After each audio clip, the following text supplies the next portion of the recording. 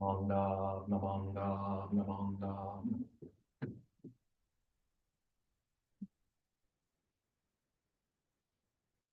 Hey, thank you very much, everyone. We will begin our memorial service for Luan Hamar. First, I'll do a brief introduction. I don't think anyone has been here before. This is the Buddhist Church of Oakland. We're founded in 1901, but this building is from 1927. We're a Japanese school of Pure Land Buddhism called Jodo Shinshu. I am Reverend Harry Gyokyo Bridge, and I've been the minister here since 2009. So I'm very honored today to be able to do this memorial service for you. One thing, we normally do incense offering, but we have a guest speaker tomorrow who's very sensitive to chemicals. So we're not going to do incense today. Instead, we'll do pebble offering. And you'll see me do it because I'm going to come up and do it in a second and basically take a pebble or two from the small bowl and put it in the big bowl. Okay. You don't have to, it doesn't matter bowing, and you can bow if you wish, but don't worry about it. Just come up and you can pay your respects as you wish. You don't have to do it in a Buddhist way. It's all up to you how you wish. Okay. So beginning our memorial service for Luan Hamar. First, I'd like to express my condolences to you, family and friends. And I'd like to read her biography.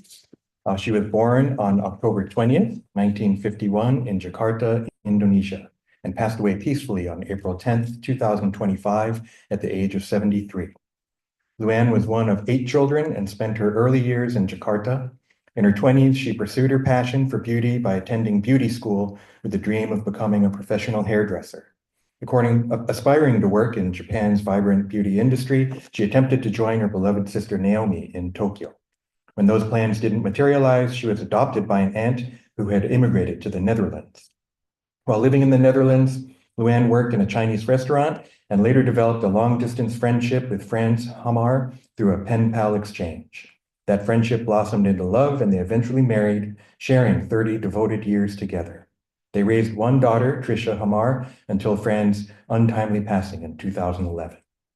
Luan was known for her green thumb, her skill with a needle and thread, and her deep pride in the country she called home. She was a compassionate listener, a thoughtful conversationalist, and a talented cook whose meals brought joy and comfort to many. A lifelong follower of the Buddhist faith, Luan found deep peace in its teachings, particularly during her courageous battle with cancer in her later years. Her legacy of warmth, resilience, and kindness will live on in all who knew and loved her. She will be deeply missed, but never forgotten. Okay, next we will have the chanting before the altar and the presentation of the Buddhist name.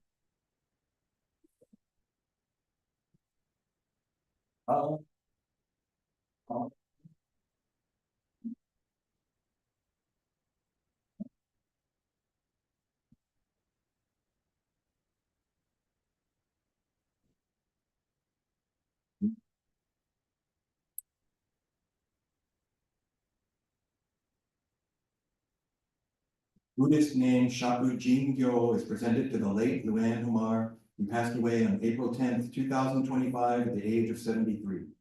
The power of the Buddha's primal vow is such that those who hear the name and aspire for birth all reach the Pure Land and attain Buddhahood, their attainment of non-retrogression coming about of itself. Namu Kie Butsu, Namu Kie Ho, Namu Kie So. Namu, it's Namu, Namu.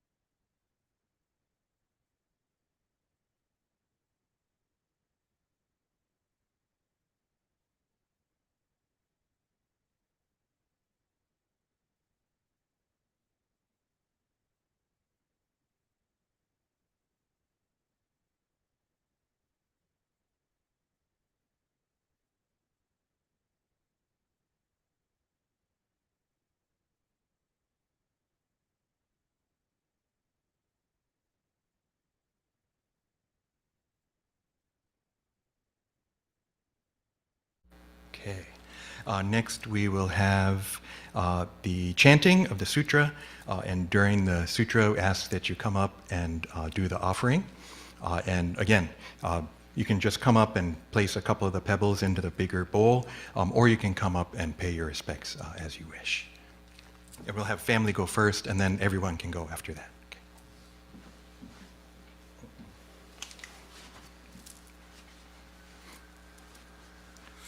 Namanda, namanda,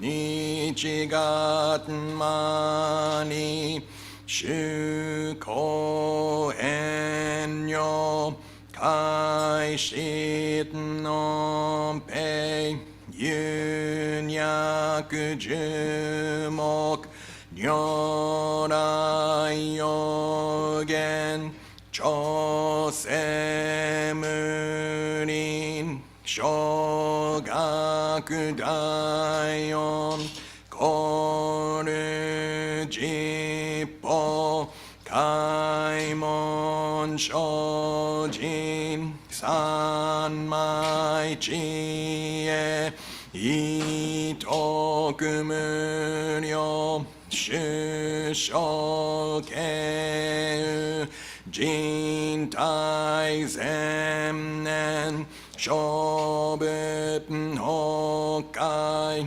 愚人人の空語外体無明欲ぬ世尊読む銀の獅子人徳無量空君古代知恵人妙光明意相神道大仙願が差仏在所法華道生寺未不下脱五世特仏不行志願一切空空一切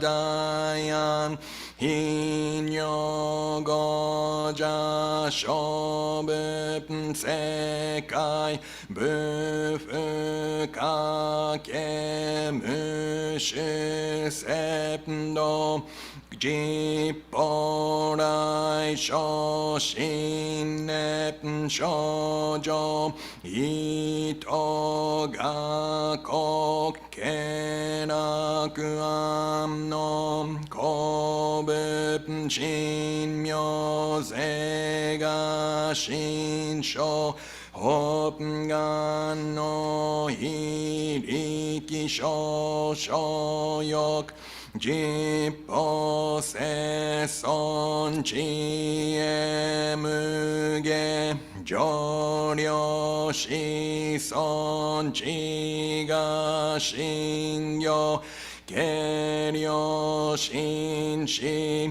食毒中我行精進人寿不敬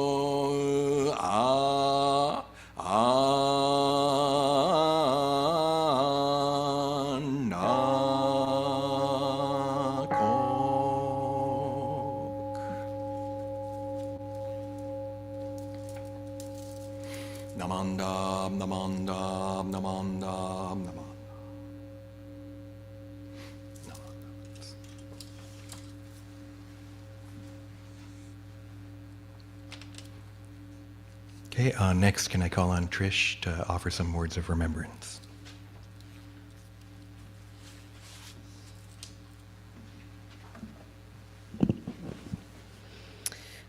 Good afternoon, everyone. My name is Trish, and I am honored to share a few words about my mother, Luan Hamar. So I need to bring some levity to something like this. So if you know me at all, wouldn't be surprised that I checked ChatGPT to figure out how to write a structure of a eulogy. So I'm that A type of person, and you can sort of blame my parents for that. So I should be starting with my mom's upbringing, her career, major milestones, but instead, I actually want to share a very interesting story with you guys. And one that's a little bit funny and a little bit revealing. Up until the age of 26, I genuinely thought that my mother was a mail order bride.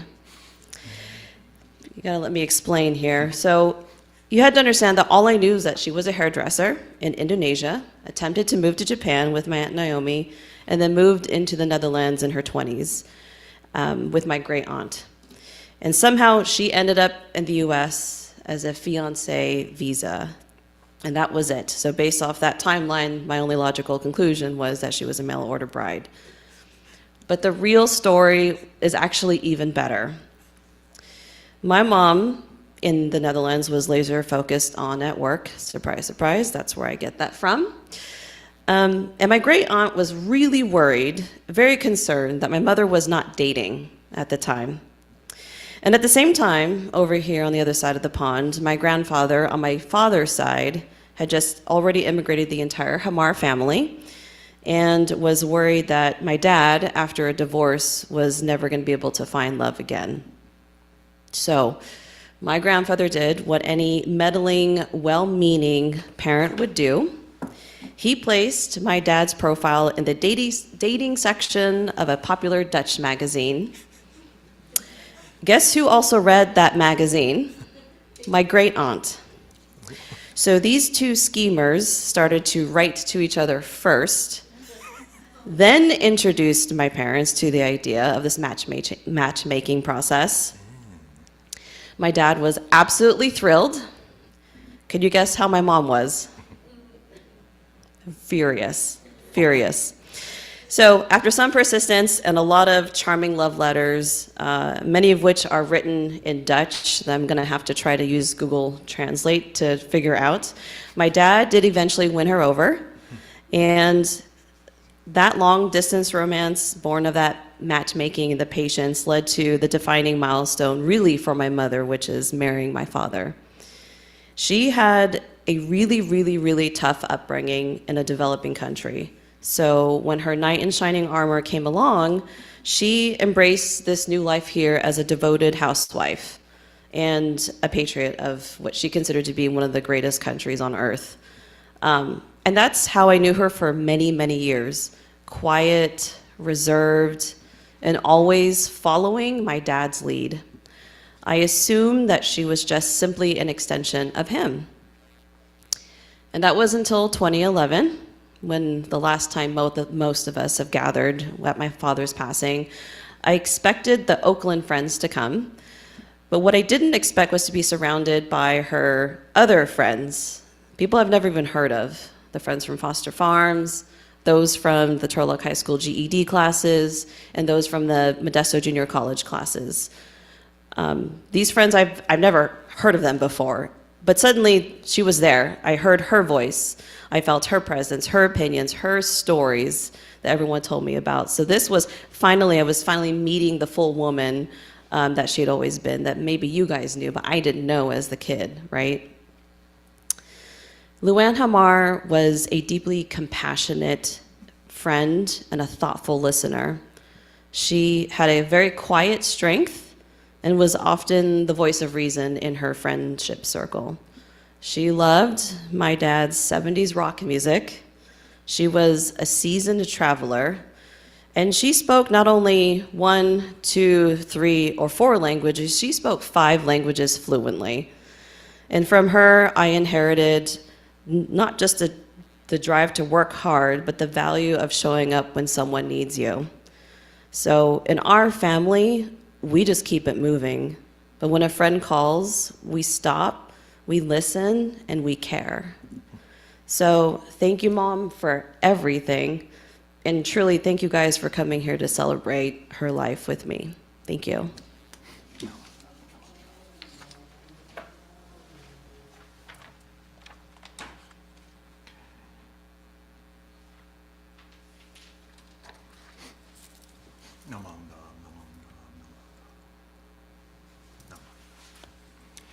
Okay, thank you, Trish, for the remembrances.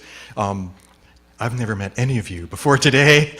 I never got to meet her, and yet really wish that I had. Reading her biography, seeing the pictures. Gathered here today for this memorial service. I think we're here to remember her, to honor her, to be with each other, maybe even share stories. I'd like to give a few different Buddhist teachings that I think are appropriate and relevant for today and for this service. The first is impermanence. Okay, and so impermanence is one of the basic Buddhist teachings. Things are always changing, nothing lasts forever, and no one can live forever. Right? And so this truth, for Buddha, it's not a good or bad thing. It's just reality. But for those of us who are unawakened, such as myself, it can bring us sadness, feelings of loss. And absolutely, right? I think that Buddha understands this, and it's okay, right? That when we lose someone important to us and we have these feelings, it's okay. It's natural, of course. So much love and friendship that we received, and so losing someone that brings us these feelings. But that's not the only Buddhist teaching. Another one is interconnectedness or interdependence. Right? And this is a really deep Buddhist teaching that we're all connected so deeply in ways I think that we're not even aware of. I see it here with, small family, but then who are these other people? Wow, people that she touched, right? People who knew her and were connected to her. I see it also, I was born in October, about 19 years later, 20 years later, but kind of similar birthday. My father was what we would call white American, white Anglo-Saxon, but apparently with roots in the Netherlands. So there's connection there. And just looking at the picture, it's like, wow, it looks like she could have been, I went to high school in Japan, so I'm half Japanese. My mother was Japanese, and I look at her picture on the program and in the picture here, and I'm like, wow, she could have gone to my high school like 20 years earlier, right? And then to hear, she wanted to go to Japan. It's like, wow. So all these kind of interesting connections, right, that we're not aware of at first. For all of you, right, having known her, having been impacted by her, right, how much more so, these connections. This is one of the deep teachings of Buddhism. Right? In America, I think we say, if I was asked, who am I? The answer is, I'm me. Don't you know me? I'm me. I'm important. The Buddhist answer, who am I? It depends on you. It depends on who I'm around, right? So that I can be, I'm a son. Both my parents passed away 25 years ago. I'm still a son. I'm a nephew to my aunts and uncle. I'm a spouse to my wife. I'm cat dad to my cat. I'm minister to you. If we weren't having this service, I'd be at home. I'm a musician. I'd be playing my bass if we didn't have this service. But you make me Reverend Harry in this moment, right? So that who I am depends on others. Similarly, you are daughter, niece maybe, friends, right? Her late husband. Right? These relationships, but you also make her what she is. Mother, husband, friend, niece, all those things, right? We make each other who we are. It's not so much about me, it's these connections. And what I've really found is that these connections endure even in death. right? We have to face impermanence and face this reality that she's not here how we knew her, and yet she's still with us, still part of who we are. I think still influencing us, still impacting us, right? And so sometimes we put it in past tense, oh, she was this. But we can also say, no, she's my mom, she's my friend, right? We speak in the present tense, right?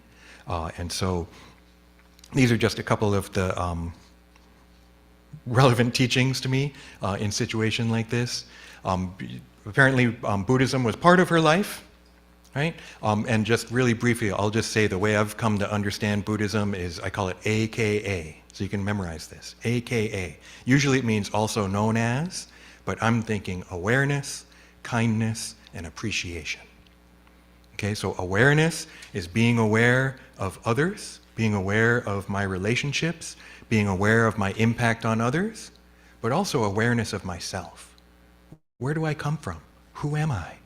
Again, it's not due to me. It's due to so much that I receive.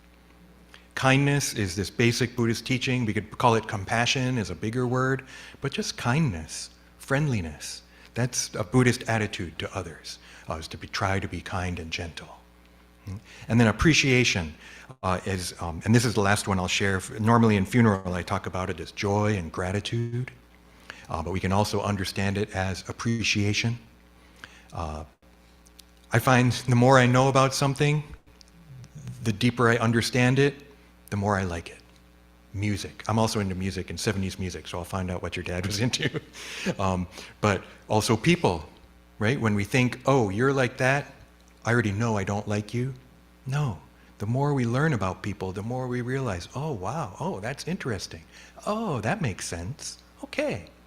Right? And even more so in relationships like this, right? My parents have been gone, like I say, 25 years. Sometimes brings me sadness, but also I learned stuff over the years that I didn't know, right? And whoa, it gives me insight to them and appreciate them even more. Like realizing, wow, received so much. And so, you know, at this time of loss, maybe joy might not make sense, but this joy is deep joy and gratitude, right? And it's not happy versus sad.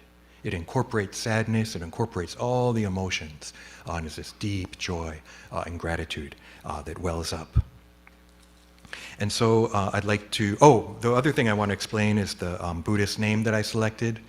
And so, you know, there's so many kinds of Buddhism, and each one has different rituals and different little things, but I think they all come from the same well, right?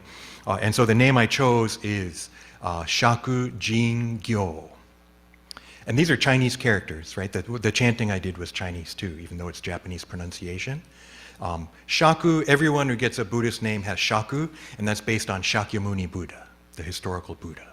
So it kind of means disciple of Shakyamuni. So I'm Shaku Gyo Kyo.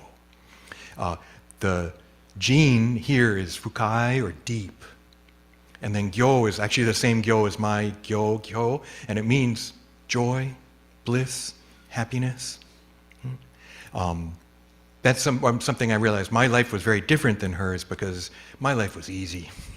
As a kid, I had loving parents and grew up in the US and Japan, and you know, recognizing how difficult, my parents' lives were very difficult, right? And recognizing that difficulty, right, is another aspect where we come to really appreciate them. But it sounds like she found joy, huh? And she had joy in her life when she was alive. Now, I consider this Buddhist name, I actually kind of think of her as a Buddha now, right? She's been born in the Pure Land and become Buddha. And so her Buddha-ness is this deep joy that she's teaching us, right, from now on. Yeah. And so I'd like to conclude. I'm just kind of following our funeral procedure here. I'd like to read this letter called On White Ashes. And this letter was written by the person pictured in the left altar there, Renyo. He was kind of the 8th abbot of this school in Japan. And he lived in a time where I think 1400s, difficult time in history in Japan, lost many loved ones, and he composed this letter expressing this deep truth of impermanence. So I'd like to read it now. When we contemplate the transience of this world, we realize that nothing is more fragile and fleeting than human life. It is like an illusion from beginning to end. And so we have not heard of anyone living for 10,000 years. A lifetime passes quickly. Can anyone now live to be 100? Not knowing whether it will come today or tomorrow, those who depart before us are more numerous than the drops of dew. Thus we may have radiant health in the morning, but in the evening we may be white ashes. When the wind of impermanence blows, our eyes are closed forever, and when the last breath leaves us, our face loses its color. Though loved ones may gather and lament, it is to no avail. When such an event occurs, the body is sent into an open field, and when it has vanished with the smoke, nothing is left but white ashes. This sadness is inexpressible. And so we see that we cannot control the passing away of young and old alike. Therefore, we should turn to the teachings of the Buddha and awaken to the essence of life. Let us deeply entrust ourselves to Amida Buddha and say the Nembutsu with reverence. And so this thing that I've been saying, Namo Amida Butsu, in Chinese it's Namo Mitofo, Vietnamese Namo Aida Fa, and it means I take refuge in Amida Buddha. And it's this expression of gratitude to the Buddha who embraces us as we are. And so I'd like to say it now. Namo Amida Butsu, Namo Amida Butsu, Namo Amida Butsu, Namo Amida Butsu.